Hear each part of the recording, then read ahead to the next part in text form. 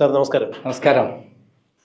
കേരളത്തിൽ പിണറായി വിജയൻ്റെ വീട്ടിലും മുഹമ്മദ് റിയാസിൻ്റെ വീട്ടിലുമെല്ലാം മുഹമ്മദ് റിയാസിൻ്റെ സുഹൃത്തുക്കളുടെ വീട്ടിലുമെല്ലാം സ്ഥാപനങ്ങളിലുമെല്ലാം ഇ.ഡി.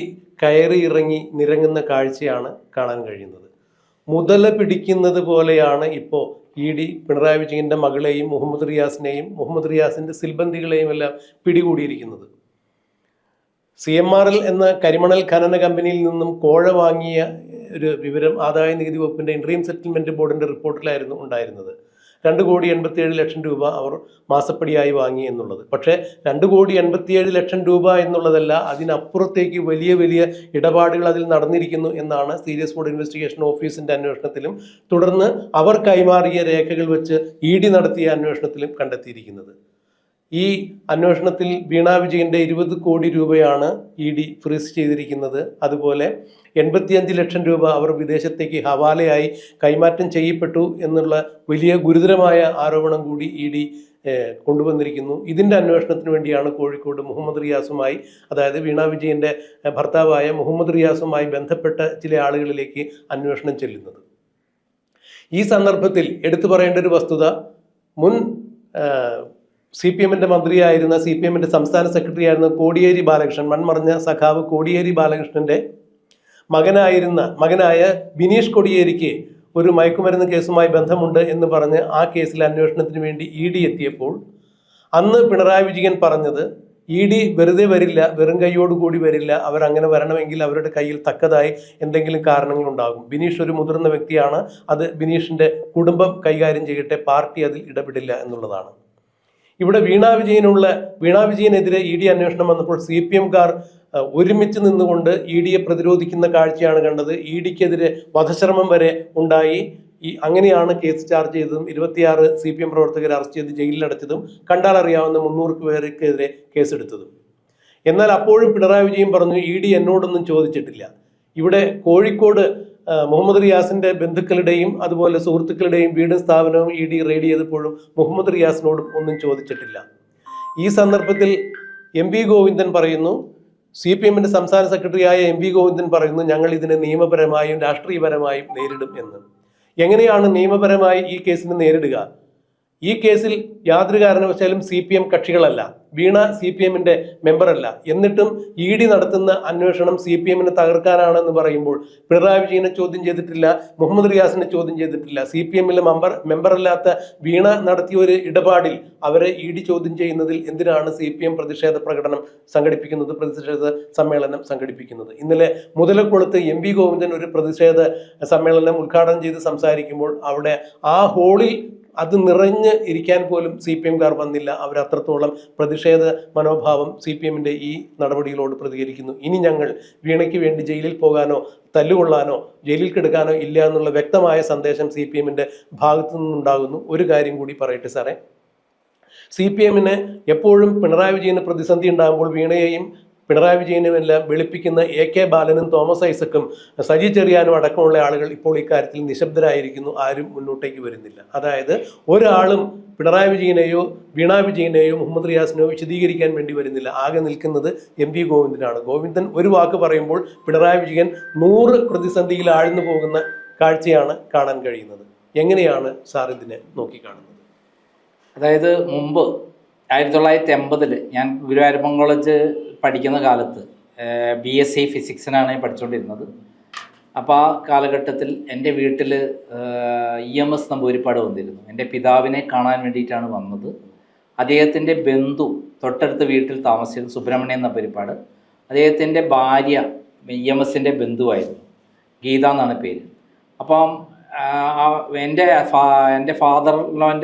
ഫാദറുടെ വീട്ടിലാണ് അവർ താമസിക്കുന്നതെന്ന് EMSനോട് പറയുകയും EMSന് എൻ്റെ പിതാവിനെ കാണണം, കാരണം മുമ്പ് EMSനെ ഒളിവിൽ താമസിപ്പിക്കാൻ വേണ്ടി രഹസ്യ താവളങ്ങളിൽ എത്തിക്കുകയും അതേപോലെ ചാലപ്പുറം കോൺഗ്രസുമായി ബന്ധപ്പെട്ട പല കാര്യങ്ങളും അച്ഛൻ അറിയാം, അതൊക്കെ ചോദിച്ചറിയണം എന്നുള്ള ഉദ്ദേശത്തോട് കൂടിയിട്ട് അദ്ദേഹം എൻ്റെ വീട്ടിൽ വന്നു. ആ വീട്ടിൽ വന്ന് അദ്ദേഹത്തിൻ്റെ കൂടെ എനിക്ക് യാത്ര ചെയ്യാൻ ഒരു ഭാഗ്യമുണ്ടായി. കാറിൽ ചെറിയ കുട്ടിയായിരിക്കണമല്ലോ അപ്പോൾ? അല്ല, കോളേജിൽ പഠിക്കുമ്പോൾ ഞാൻ ഫിസിക്സ് 1980 BSc ഫിസിക്സ് 2ാം വർഷമാണെന്നാണ് എൻ്റെ ഓർമ്മ. ഞാൻ 2ാം വർഷം കഴിയാനുള്ള കാലഘട്ടത്തിലാണ് EMS മുതലക്കുളം മൈതാനത്ത് പ്രസംഗിക്കാൻ വന്നത്. അദ്ദേഹത്തിൻ്റെ കാറിൽ എനിക്ക് യാത്ര ചെയ്യാനും ആ യാത്രയിൽ അദ്ദേഹം എന്നോട് പഠിക്കണം, പഠിത്തത്തോടൊപ്പം പോരാടണം എന്നുള്ള ആവേശമാണ് തന്നത്.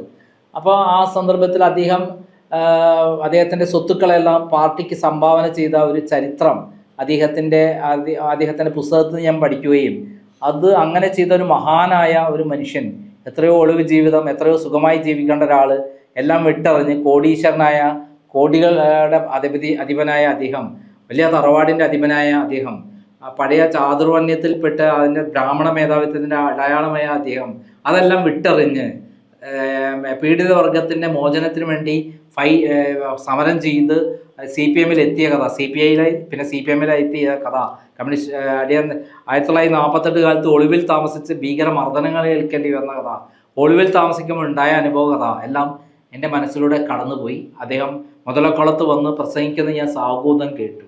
ആ കേൾക്കുമ്പോൾ നമ്മളെ മനസ്സിൻ്റെ ഉള്ളിൽ വല്ലാത്തൊരു വികാരമാണ് ഉണ്ടാവുക. EMSനെ പോലുള്ള ഒരു നേതാവിൻ്റെ കൂടെ അല്ലെങ്കിൽ അതേ യാത്ര ചെയ്യാൻ പറ്റുകയും അദ്ദേഹത്തിൻ്റെ പ്രസംഗം കേൾക്കുകയും ആ പാർട്ടിക്ക് വേണ്ടി പ്രവർത്തിക്കുകയും ചെയ്യുമെന്ന് പറയുന്നത് നമ്മുടെ മനസ്സിന് ഭയങ്കര സന്തോഷവും അഭിമാനവുമായാണ് ഉണ്ടാക്കിയിരുന്നെങ്കിൽ ഇതേ മുതലക്കുളം മൈതാനത്തിൽ CPMലെ ചില കാട്ടുകള്ളന്മാർക്ക് വേണ്ടിയിട്ട്, പാർട്ടിയുമായി യാതൊരു ബന്ധവുമില്ലാത്ത ആൾക്ക് വേണ്ടിയിട്ട് സംസ്ഥാന സെക്രട്ടറി വന്ന് പ്രസംഗിച്ചു എന്ന് പറയുമ്പോൾ ആ പാർട്ടി എത്രമാത്രം നശിച്ചുപോയി, അധപ്പതിച്ചു പോയി എന്ന് നമുക്ക് ഒറ്റ നോട്ടത്തിൽ പറയാൻ പറ്റും. ഇവിടെ പാർട്ടിയുമായി ബന്ധപ്പെടാത്ത, പാർട്ടിയുടെ നേതാക്കന്മാരുമായി ബന്ധപ്പെടാത്ത ഒരു കാര്യത്തിൽ എൻഫോഴ്സ്മെൻറ്റ് കൃത്യമായി നടപടിയുമായി മുന്നോട്ട് പോകുമ്പോൾ അതിനെ എന്തിനാണ് CPM ചോദ്യം ചെയ്യാൻ പോകുന്നത്? അതിൻ്റെ യഥാർത്ഥ വസ്തുക്കൾ കണ്ടുപിടിച്ച് കൃത്യമായി നിയമപരമായിട്ട് മുന്നോട്ട് പോകേണ്ട സ്ഥലത്ത് അതിനെല്ലാ അന്വേഷണത്തിനും ഞങ്ങൾ കൂടെ നിൽക്കുമെന്ന് പിണറായി വിജയൻ പ്രഖ്യാപിച്ച സമയത്ത് സംസ്ഥാന സെക്രട്ടറി ഗോവിന്ദന് ഇങ്ങനത്തെ ഒരു പരിപാടിയിൽ പങ്കെടുക്കുകയും അവിടെ ചില നേതാക്കന്മാരെ പങ്കെടുപ്പിച്ചുകൊണ്ട് സമ്മേളനം നടത്തുകയും ചെയ്ത അപഹാസ്യരായി, കേരളത്തിലെ പൊതുജനത്തിന് മുന്നിൽ അപഹാസ്യരായി നിൽക്കുന്ന ഒരു കാഴ്ചയാണ് നമ്മൾ കാണുന്നത്. എന്തുകൊണ്ടാണ് ഗോവിന്ദൻ ഇതിനെ പിണറായി വിജയന് വേണ്ടി ആസനം താങ്ങി നടക്കുന്നത്? അതിന് കാരണം അദ്ദേഹവും ഇതേപോലെ കള്ളപ്പണം ഇടപാടിൽ പ്രതിയാണ് എന്നുള്ള ചില വിവരങ്ങളാണ് പുറത്തു വരുന്നത്. അദ്ദേഹം രാജേഷ് കൃഷ്ണ എന്ന് പറയുന്ന തട്ടിപ്പുകാരനായ ലണ്ടനിൽ താമസിക്കുന്ന ഒരാളുടെ കൂടെ അദ്ദേഹം യാത്ര ചെയ്യുകയും ലണ്ടനിൽ പോവുകയും പിന്നീട് ഓസ്ട്രേലിയയിൽ പോവുകയും ചെയ്തു. ഗോവിന്ദൻ ഉണ്ടാക്കിയ കള്ളപ്പണമെല്ലാം ലണ്ടനിലും അതേപോലെ ഓസ്ട്രേലിയയിലും കൊണ്ടുപോയി സുരക്ഷിതമാക്കി എന്നുള്ള വിവരം ഏറ്റവും അധികം അറിയുന്ന ഒരാൾ ആരാണ്? പിണറായി വിജയനാണ്. ഇപ്പോൾ പിണറായി വിജയന് വേണ്ടി കൃത്യമായി ഗോവിന്ദൻ നിന്നില്ലെങ്കിൽ ഗോവിന്ദൻ്റെ ഉടുതുണി ഊരി ഓട്ടിക്കാനുള്ള എല്ലാ കാര്യങ്ങളും പിണറായി വിജയൻ്റെ കൈവശമുണ്ട്. അതുകൊണ്ടാണ് ഗോവിന്ദൻ തുള്ളിച്ചാടി കോഴിക്കോട് വന്നിരിക്കുന്നത് എന്നുള്ളതാണ് CPMനുള്ളിൽ നിന്നുള്ള ചില ആളുകൾ എന്നോട് പറഞ്ഞിട്ടുള്ളത്. ഇപ്പോൾ ഇവിടെ കോഴിക്കോട് മീറ്റിംഗ് എന്ന് പറയുന്നത് ആർക്ക് വേണ്ടിയിട്ടാണ്? CPM അല്ലാത്ത, അതേസമയത്ത് പിണറായി വിജയൻ്റെ മകളായതുകൊണ്ട് മാത്രവും അതേപോലെ മരുമകനായതുകൊണ്ട് മാത്രവും ഉണ്ടായിട്ടുള്ള അന്വേഷണം, ആ അന്വേഷണത്തിൽ പാർട്ടിയുടെ മെമ്പറല്ലാത്ത അവരുടെ കാര്യത്തിൽ എന്തിനാണ് പാർട്ടി ന്യായീകരണമായിട്ട് എത്തിയിരിക്കുന്നത്? ഈ ന്യായീകരണ സമ്മേളനം കൊണ്ട് അവസാനം ഉണ്ടാകാൻ പോകുന്നത് കേരളത്തിൽ ഏറ്റവും ശക്തിയുണ്ടായിരുന്ന കോഴിക്കോട് ജില്ലയിൽ CPM തകർന്ന് തരിപ്പണമായി ആകാൻ പോകുന്നു എന്നുള്ളതാണ്. ഓൾറെഡി തകർന്നു കഴിഞ്ഞ ഇലക്ഷനോട് കൂടിയിട്ട് 13 സീറ്റിൽ 12 സീറ്റും തോറ്റുതൊപ്പിട്ടു. കേരള ചരിത്രത്തിൽ ഇന്നേ വരെ കോഴിക്കോട് എന്ന് പറയുന്നത് മാർക്സിസ്റ്റ് പാർട്ടിയുടെ ഏറ്റവും വലിയ ശക്തി കേന്ദ്രമാണ്. കണ്ണൂരിനേക്കാൾ കൂടുതൽ സീറ്റ് CPMന് കിട്ടുന്ന സ്ഥലമാണ്.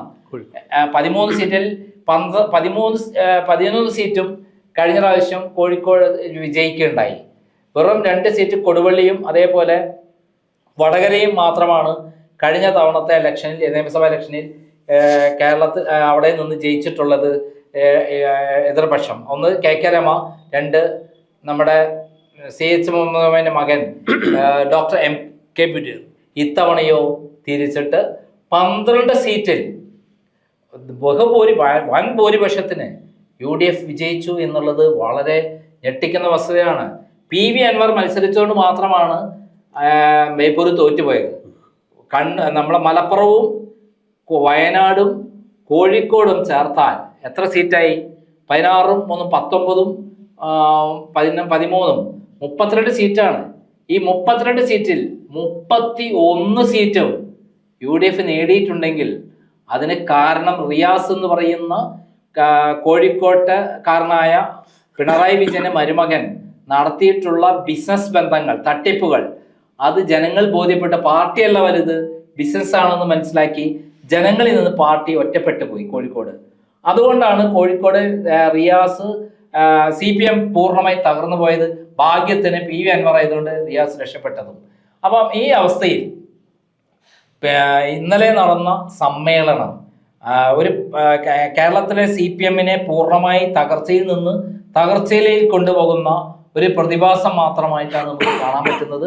മുമ്പ് കോടിയേരി ബാലകൃഷ്ണന്റെ മകൻ മയക്കുമരുന്ന് കേസിൽ 1.5 വർഷം അഗ്രഹാര ജയിലിൽ കിടന്നപ്പോൾ ആ സംഭവത്തെ കോടിയേരി ബാലകൃഷ്ണൻ തന്നെ, സംസ്ഥാന സെക്രട്ടറി കോടിയേരി ബാലകൃഷ്ണൻ പറഞ്ഞെന്താ, അങ്ങനെ ഒരാൾക്ക് യാതൊരു ബന്ധവും പാർട്ടിയിൽ അധികം പുറത്ത്, അദ്ദേഹം തന്നെ നേരിട്ട് പാർട്ടിയിൽ ഇടപെടില്ല, അദ്ദേഹം നേരിട്ട് അത് കേസ് നടത്തി വിജയിക്കട്ടെ, അല്ലാതെ എൻ്റെ ഭാഗത്തുനിന്ന് യാതൊരു നീതിയും ഉണ്ടാവില്ല എന്ന് തൻ്റെ പൂർവ്വം പറഞ്ഞ സംസ്ഥാന സെക്രട്ടറി ആയിരുന്നു. എന്നാൽ പിണറായി വിജയനും ഗോവിന്ദനും ചേർന്ന് ഇപ്പോൾ അത് മാറ്റി ഇത്തരം കള്ളപ്പണക്കാരുടെയും തട്ടിപ്പുകാരുടെയും കൊള്ളക്കാരുടെയും സംരക്ഷകരായി രംഗപ്രവേശം ചെയ്തിരിക്കുകയാണ് പിണറായി വിജയനും ഗോവിന്ദനും എല്ലാം. ഇത് ആ പാർട്ടിയെ സമ്പൂർണമായി നശിപ്പിക്കാനും ആ പാർട്ടിയുടെ സാധാരണ പ്രവർത്തകർ പോലും പാർട്ടിയിൽ നിന്ന് വിട്ടുപോകാനും ഇനിയൊരു ആ പാർട്ടിയിൽ നിൽക്കുന്നത് തങ്ങളുടെ അഭിമാനത്തിന് തന്നെ ശബ്ദമാണ്, ആ പാർട്ടി ഇനി വേണ്ട എന്നുള്ള തീരുമാനത്തിലേക്കും പോകുന്നു എന്നുള്ള വിവരങ്ങളാണ് കോഴിക്കോട് നിന്ന് മാത്രമല്ല കേരളത്തിന്റെ വിവിധ ഭാഗങ്ങളിൽ വരുന്നത്. ഈ സമ്മേളനം തീർച്ചയായും പിണറായി വിജയൻ പറഞ്ഞതിന് വിരുദ്ധ വാക്കുകൾക്കെതിരാണ്. പിണറായി വിജയൻ പറഞ്ഞെന്താ, ഞങ്ങൾ പൂർണ്ണമായി സഹകരിക്കും. പൂർണ്ണമായി സഹകരിക്കുന്ന ഭാഗമായിട്ടാണോ എൻഫോഴ്സ്മെന്റിനെ ചീത്ത പറയാൻ വേണ്ടി കോഴിക്കോട് ഇന്നലെ മീറ്റിംഗ് കൂടിയത്? അല്ല സാർ, ഇവര് പൂർണ്ണമായി സഹകരിക്കും, മടിയിൽ കനമില്ല വഴിയിൽ ഭയമില്ലെങ്കിൽ പിന്നെ എന്തിനാണ് ഇത്രത്തോളം ഒച്ചപ്പാടും പുകലി കാര്യത്തിൽ ഉണ്ടാക്കുന്നത്? പിണറായി വിജയനെ ചോദ്യം ചെയ്തിട്ടില്ല, റിയാസിനെ ചോദ്യം ചെയ്തിട്ടില്ല, പിന്നെ എങ്ങനെയാണ് ഇവർ രാഷ്ട്രീയമായി CPM-നെ തകർക്കാനുള്ള ഒരു ശ്രമമാണ് നടക്കുന്നതെന്ന് പറയുന്നത്? അങ്ങനെയെങ്കിൽ മടിയിൽ കനമില്ലെങ്കിൽ ED അന്വേഷിക്കട്ടെ, അന്വേഷണത്തിന് ശേഷം ആ റിപ്പോർട്ടെല്ലാം പുറത്തു വരട്ടെ, നടപടികൾ ഉണ്ടാവട്ടെ, അതിനുശേഷം പ്രതികരിക്കരുതോ? അതല്ല, മുൻകൂട്ടി തന്നെ മുൻകൂർ ജാമ്യം എടുക്കാൻ വേണ്ടിയിട്ടാണ് ഇത് നടത്തിയതെങ്കിലും അത് പൂർണ്ണമായി പരാജയപ്പെട്ടു. ഇവർ കള്ളന്മാരാണെന്ന് ഒരിക്കൽ കൂടി പരസ്യമായി ഡിക്ലെയർ ചെയ്യുന്നത് തുല്യമായിരുന്നു ഇന്നലെ കോഴിക്കോട് നടന്ന സമ്മേളനത്തിൽ നടന്ന കാര്യങ്ങളെല്ലാം തന്നെ ഉണ്ടായി തീർന്നിരിക്കുന്നതെന്ന് നമുക്ക് പറയാൻ പറ്റും.